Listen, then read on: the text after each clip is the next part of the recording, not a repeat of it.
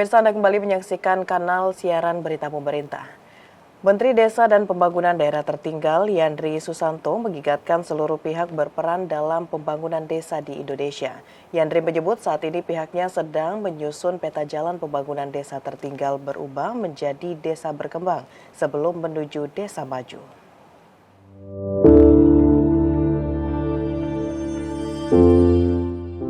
Usai meninjau Desa Sindang Hula, Kabupaten Serang, Banten pada Kamis 14 November 2024, Menteri Desa dan Pembangunan Daerah Tertinggal Yandri Susanto menyebutkan sebanyak 7.153 desa di Indonesia masuk ke dalam desa tertinggal. Bahkan 3.000 desa diantaranya belum teraliri listrik. Adapun desa tertinggal terbanyak di daerah Papua, Nusa Tenggara Timur, dan Sumatera Utara bagian Nias. Menteri Yandri menilai hal ini memang masih menjadi pekerjaan rumah bersama agar desa tertinggal yang masih memiliki keterbatasan air bersih, kesehatan, pendidikan, jembatan, dan sarana infrastruktur jalan belum memadai bergeser menjadi desa berkembang.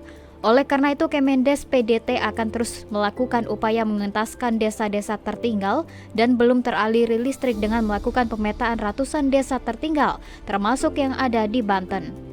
Desa tertinggal di Indonesia itu masih sangat banyak ya, yang nggak punya listrik aja masih sekitar 3.000-an. Itu PR kita. Saya sedang menyusun juga roadmap-nya bagaimana menyelesaikan desa-desa yang tertinggal dan sangat tertinggal itu supaya bisa bergeser menjadi desa berkembang lah, ya kan, sebelum desa maju. Kita mapping mana yang paling mungkin kita dahulukan untuk mengejar ketertinggalan mereka dari desa lain. Kebutuhannya apa, itu yang sedang kami lakukan pendataan.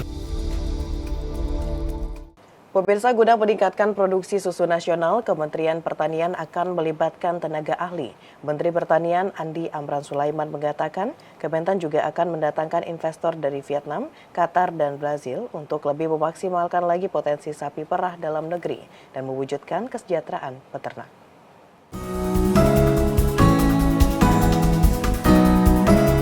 Guna memaksimalkan potensi sapi perah dalam negeri dan mewujudkan kesejahteraan peternak serta memenuhi kebutuhan susu nasional yang mencapai 5,3 juta ton per hari pada 2025, Kementerian Pertanian berencana mendatangkan investor dari Vietnam, Qatar, dan Brazil. Dengan adanya investor tersebut, Menteri Amran menyebut peternakan di Indonesia mampu memproduksi susu hingga 2 juta ton per hari.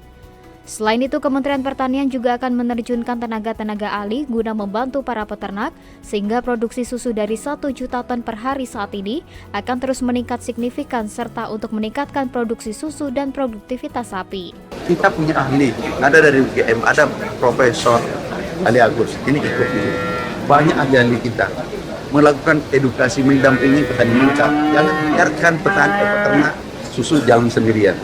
Begitu pula dengan industri kita harus proaktif mendampingi. Dengan inovasi tersebut, para peternak menyambut baik, salah satunya pemilik koperasi susu dan peternak sapi perah Evi Zainal Arifin.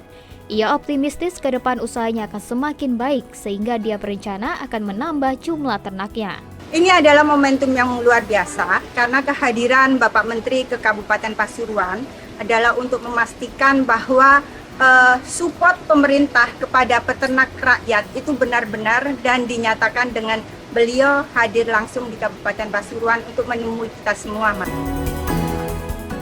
Sementara itu, pemirsa, Kementerian Pertanian juga berkomitmen untuk menyerap hasil panen petani wortel di 3 kabupaten di Jawa Tengah, yakni Temanggung, Wonosobo, dan Banjarnegara. Saat ini harga wortel di tingkat petani turun drastis yang sebelumnya Rp2.500 hingga Rp5.000 per kilogram menjadi Rp500 hingga Rp700 per kilogramnya.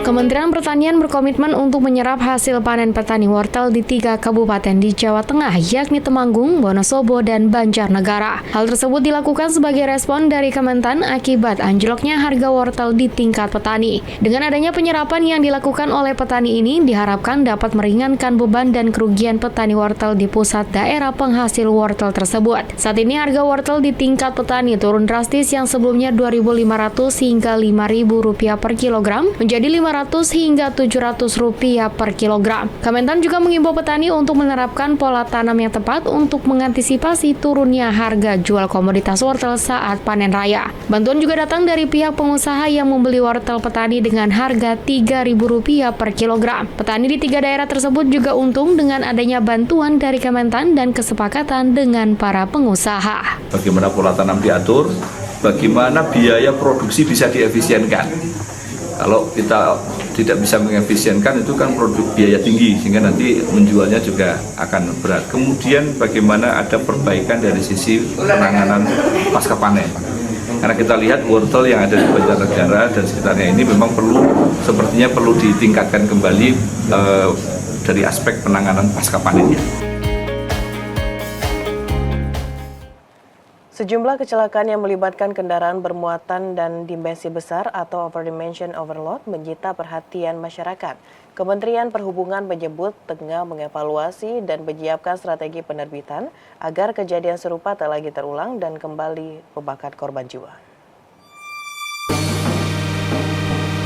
Kementerian Perhubungan menyiapkan strategi penerbitan bagi kendaraan yang bermuatan dan dimensi besar atau overdimension guna memitigasi terjadinya kecelakaan lalu lintas yang belakangan kerap terjadi. Kementerian Perhubungan berkolaborasi dengan kementerian terkait untuk memperkuat dan membangun infrastruktur jalan yang lebih aman seperti memasang rambu-rambu lalu lintas, marka jalan, dan perbaikan pada titik rawan kecelakaan.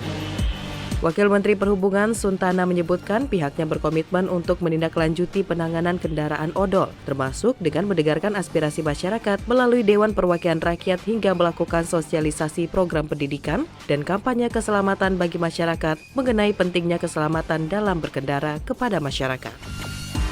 Selain itu, Kemenhub juga akan memperketat pemeriksaan berkala dan sertifikasi kendaraan, khususnya untuk angkutan umum dan kendaraan berat, guna memastikan kendaraan layak beroperasi dan aman untuk digunakan.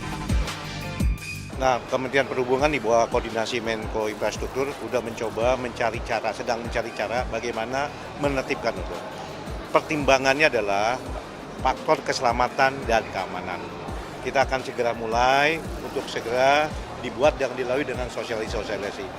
Memang selain faktor kendaraan juga faktor manusianya. Kita akan mencoba mengingat lagi masyarakat untuk tertib berdisiplin lalu lintas. Pemirsa, usai jeda pariwara, kami akan kembali dengan informasi lainnya. Tetaplah bersama kami.